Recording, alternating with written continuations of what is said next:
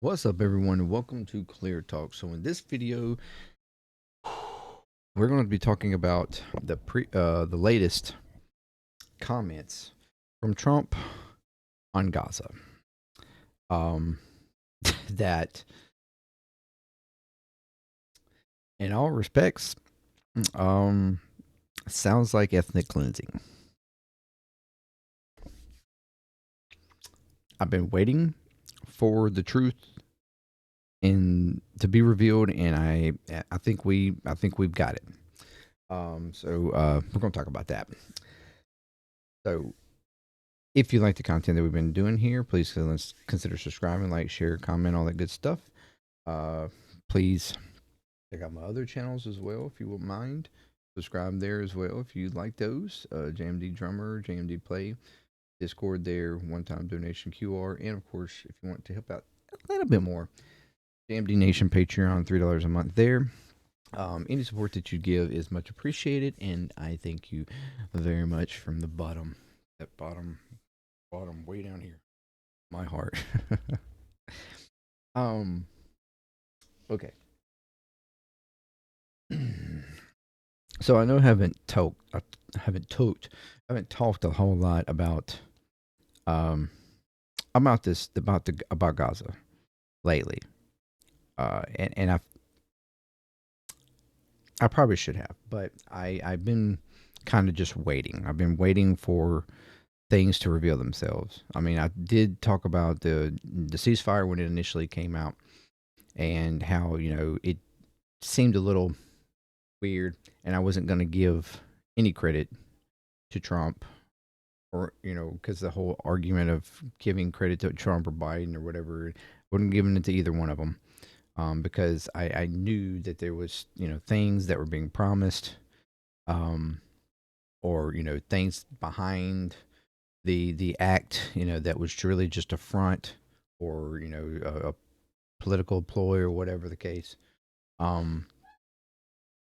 And we've had little bitty spigots of comments made by him since his swearing in stuff on Monday, where he talked about how when he was asked in the Oval Office, about Gaza and the plans for it, and he was basically saying that, or whether it would be, if the conflict was going, if the ceasefire was going to be, if he thought the ceasefire was going to be, I won't get this out,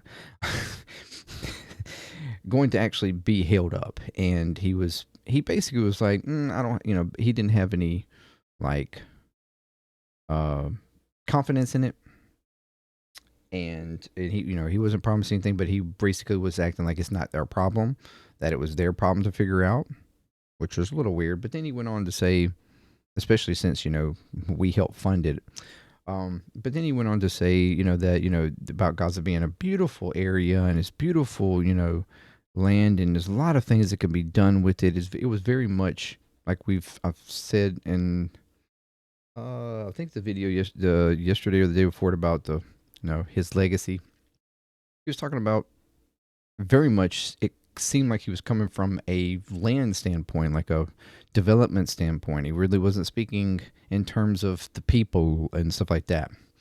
So it was like, that doesn't, that sounds a little sus, right?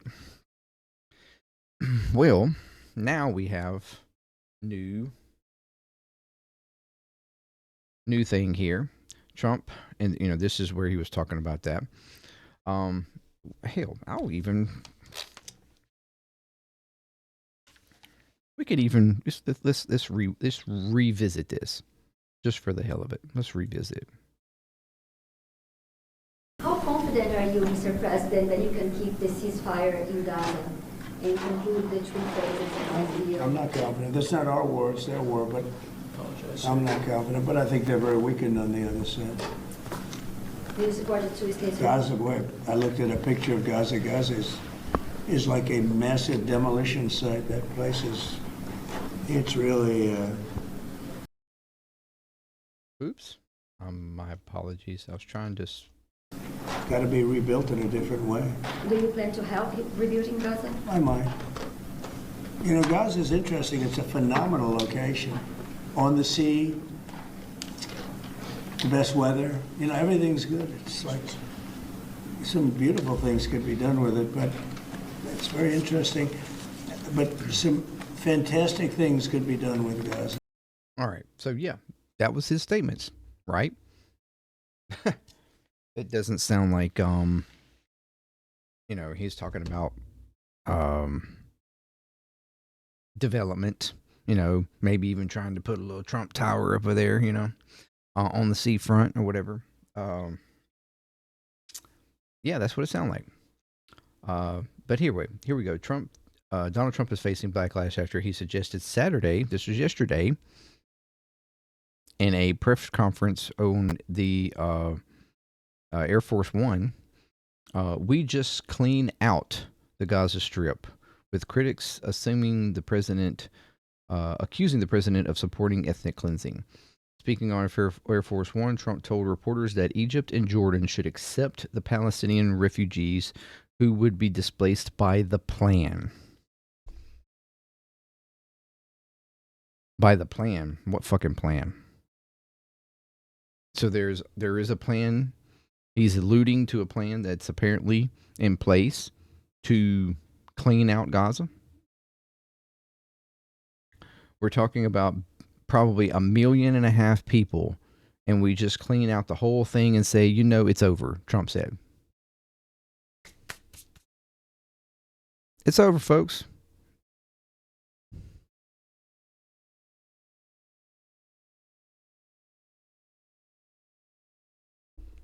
This is what the plan is, apparently. And I wondered if this is even revealing 1.5 million people. That's a little short, ain't it? There's a little over 2 million of population. It was 2.3 million before October 7th. Roughly. 2.3. Somewhere between 2.2 and 2.3. He just says 1.5 million. Is he alluding to something there too? That we know that there is over, 6, 7 100,000 people that are not going to be included in this, or where are they? Because reports are that there's only 40,000 roughly, 40 to 50,000 that are killed. Do they know something we don't? Now, granted, we've already established or theorized or whatever that there's probably closer to 100 and something thousand that are actually dead. But I mean, Newsweek has contacted blah, blah, blah, blah, blah. Who cares? How does this matter? Well, no, we're going to skip that. We already know what happened. In a 20-minute question and answer session with reporters, Trump suggested a clean out of Palestinians from Gaza, but it's literally a demolition site right now. The president said almost everything's demolished and people are dying there. So I'd rather get involved with some of the Arab nations and build housing in a different location where they can maybe live in peace for a change.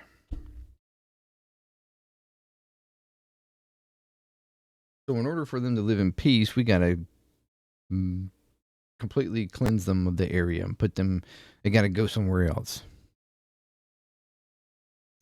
Trump decided to lift a Biden-era hold on sending 2,000-pound bombs to Israel, asserting that the weapons were purchased and overdue for delivery. Last Monday, on his first day in office, he said, I looked at a picture of Gaza. Gaza is like a massive demolition site. It's got to be rebuilt in a different way. Several historians, journalists, political commentators took to social media to call Trump's plan ethnic cleansing.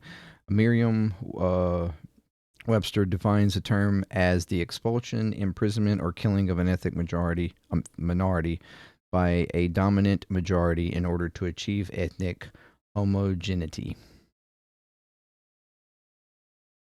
Asad Rad, Middle East historian, foreign policy and analyst on X, does no one in the media know what's It's called when you clean out an ethnic group and expel them from their land. Trump calls for ethnic cleansing of Palestinians from Gaza. That's your headline. And she's showing here Trump says he wants Jordan and Egypt to take in Palestinians from Gaza. That's from the New York Times. That's how they headline it. Trump wants, from Washington Post, Trump wants Jordan and Egypt to take more refugees. Suggests plan to clean out Gaza. From Reuters, Trump says Jordan, Egypt should take more Palestinians from Gaza. CNN Politics, Trump suggests his plan for Gaza Strip is to clean out the whole thing. So just as usual, all these different outlets and stuff, they used a little passive language, when it comes to what Israel's going to do to Gaza. It's just light little, we're just going to relocate them. We're just going to clean it out, like we're sweeping out, sweeping our floor and just getting it out of here. We're going to ask you to just take some refugees. That's what they are. They're escaping from this place. It's just a demolition area. They have no other options. They've got to leave. So take them, please. Instead of putting up there, Trump is calling for ethnic cleansing, which is what the fuck it is.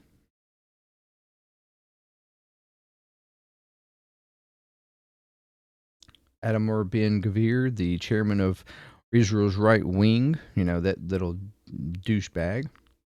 He's worse than a douchebag. Congratulations to U.S. President Trump on the initiative to transfer residents from Gaza to Jordan and Egypt. One of our demands from Prime Minister Benjamin Netanyahu is to encourage volunteer immigration. And when the president of the world's largest power, Trump himself, raises the idea, it would be wise for the Israeli government to implement it. Encourage immigration now.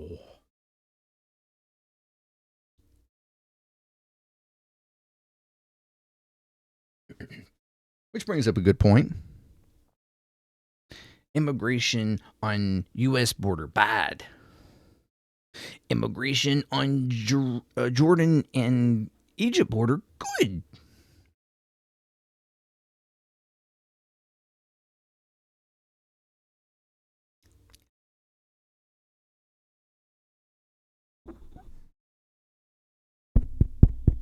Are you hearing me?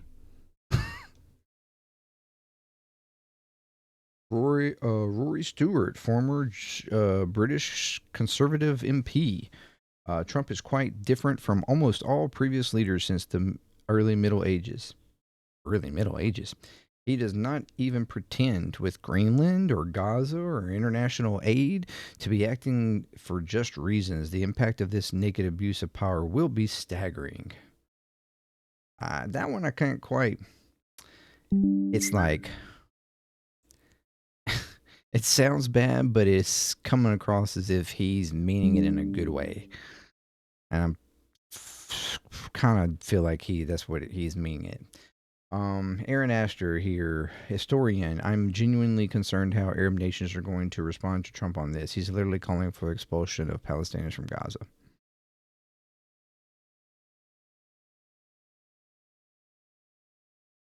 And this is, I'm guessing, more wording from Trump. I'd like him to take people. I'd like Egypt to take people. I'm talking to General Al-Sisi tomorrow, which is the big dude over Egypt. I don't know what they call him. Sometimes I believe, sometimes I believe I'd like Egypt to take people, and I'd like Jordan to take people. We're talking about 1.5 million people, and we just clean out that whole thing. Over the centuries, it's many, many conflicts, and I don't know, something has to happen. So, it's not keep people in line and I don't know, maybe force some sort of, or establish a state, get in the occupation and all that kind of stuff that's just actually, causing and promoting the rebellion nature of the Palestinians and the different, factions and stuff. I mean, maybe, I don't know. It's literally a demolition site. Almost everything is demolished, and people are dying there. So I'd rather get involved with some of the Arab states and build housing in different locations where they can maybe live in peace for a change. This is a little bit of an extension of what we've said recently. I mean, previously. um, Afshin Ratansi. I'm not sure. I'm probably checking that up. Journalist. The rest of the world sees that a better plan would be to stop Israel's genocidal colonism, whatever. My bad, and allow Palestinians to live peacefully on the land that they have lived on for generations. That seems like a possible plan, doesn't it? Here is the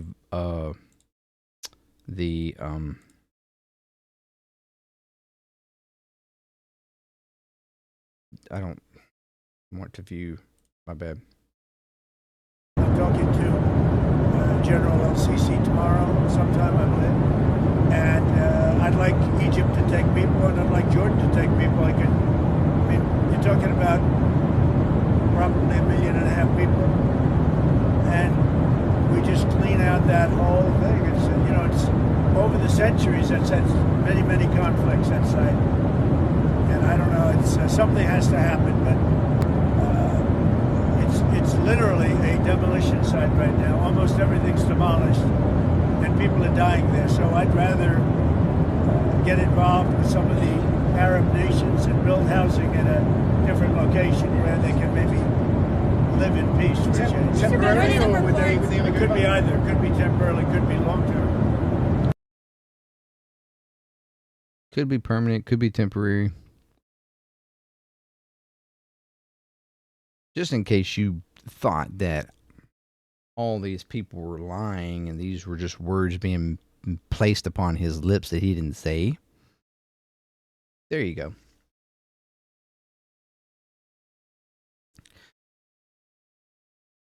Amar Badar, a progressive political analyst. President Trump is now openly and explicitly calling for ethnic cleansing of Gaza. Make no mistake, Trump wants to help Israel complete the erasure of Palestine and the liquidation of the Palestinian struggle for freedom and justice.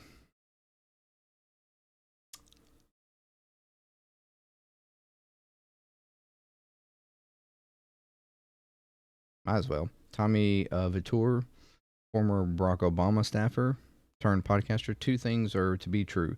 Biden's Gaza policy was a disaster and made people feel like it was impossible to vote for him. True. That's very much true. Voting for Trump in protest was a catastrophic mistake.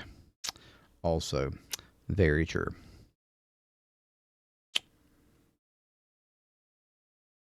What happens next? Despite concerns on both sides of the Israeli-Palestinian conflict, the ceasefire and steady influx of aid provides much-needed relief to the population. While international efforts continue to address the severe humanitarian crisis. So yeah, this is what this douchebag is getting behind, which we've been trying to argue now for how long, that Israel was attempting to do. All along that the plan was to ethnically cleanse them, to little by little drain them down, tear the place up to the point that it would be almost impossible for them to live there. They would have no homes to go to. I mean, even the idea of them being able to go back to their areas during this ceasefire is not that they get to go back to their areas and live there. There's nothing there for them to live in. The homes are destroyed. There's no, it's unlivable. They're just going back to try to either find things that they could collect that may have survived at this point, like objects or things that of importance to them. memorabilia of sorts or whatever the case, or even, maybe even other goods, personal goods like clothing, maybe perhaps it might still be intact or something like that. And to also potentially, hopefully, maybe find the remains of relatives or something, or, because I seriously doubt that there's anybody that has survived at this point if they were under rubble or anything like that. So, I mean, uh, they've bombed and destroyed it to the point it's like 90% of the homes are destroyed in the Gaza Strip. There's nowhere for them to live. So even if you were to completely stop everything and everything was just to end, and we start a rebuilding process or whatever, which is going to take years to do, these people are going to have to live in the conditions that they are now, as far as tents and things like that, for who knows how long, several years potentially, before any kind of housing, even if this was to go in the most positive absolute direction for them, for the Palestinian people, they would still be in the conditions that they are right now for probably a good, few years or so before homes and housing can be built. I mean, I'm sure to a degree they can be able to do that some themselves, but there's going to need to be, there's going to be assistance needed, most certainly, which quite frankly, Israel and the United States at this point should do. I mean, earlier on, I would have argued just Israel, but now, as much as we have been, in on this whole thing, we should also help. We shouldn't be the only ones helping, but because ultimately Israel's did it, but we sure as shit assisted and helped in it and defended it.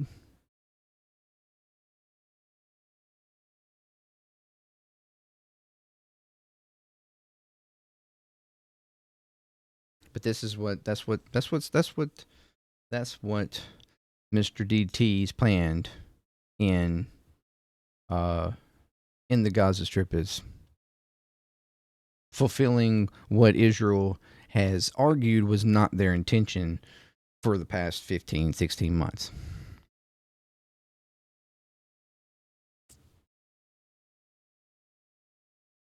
I told you, this dude does not deserve any props. He does not deserve any, anything for this deal.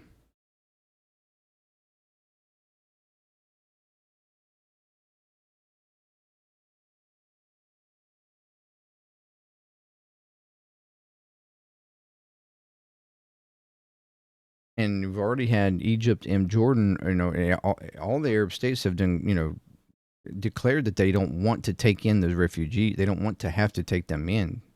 I mean, they've been arguing against that for years. They don't want that. For one, economically, they can't really handle that influx of people.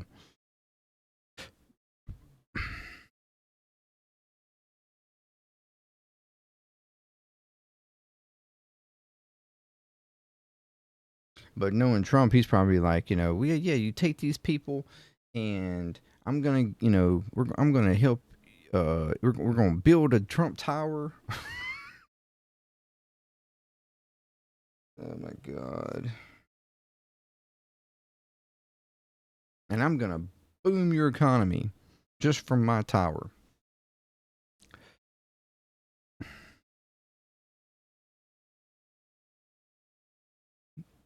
This man's pathetic. This is not power. This is not strength. Don't mistake this.